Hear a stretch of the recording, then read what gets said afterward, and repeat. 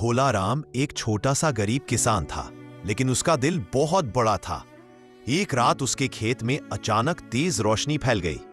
जब वह बाहर गया तो उसने देखा उसके सामने एक जायंट मुर्गी खड़ी थी, भैंस जितनी बड़ी, जिसकी आंखों में सुनहरी चमक थी।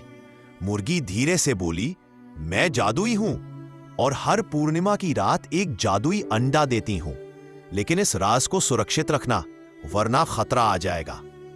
भोला राम हैरान और थोड़ा डरा हुआ था, लेकिन वह दयालु मन से उस मुर्गी को अपने घर ले आया।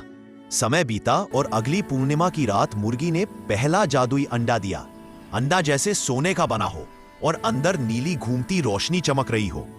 लेकिन जैसे ही भोला राम ने वह अंडा उठाया, अचानक जमीन जोर से हिलने लगी। पास के जंगल से एक काला विशाल साया बाहर आया। वह था अंधेराबाज, एक भयानक शिकारी जो जादुई चीजें चुराने के लिए जाना जाता था। वह डरावनी आवाज में गरजा, वह अंडा मेरा है, मुझे दो, वरना मैं तुम्हारा सब कुछ मिटा दूंगा।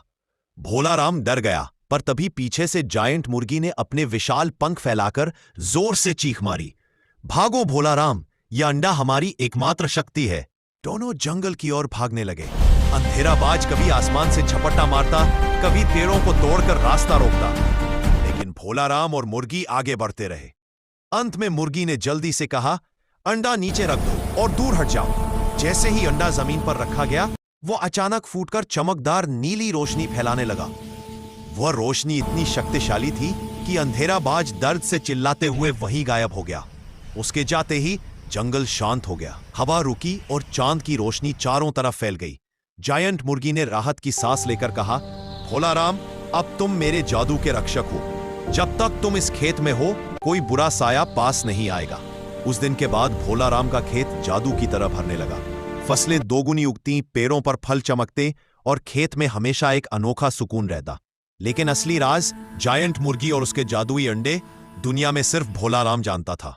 कहानी खत्म, लेकिन सस्पेंस अभी भी जिंदा है। अगली पूर्णिमा को नया अंडा किस नई जादुई कहानी की शुरुआत करेगा?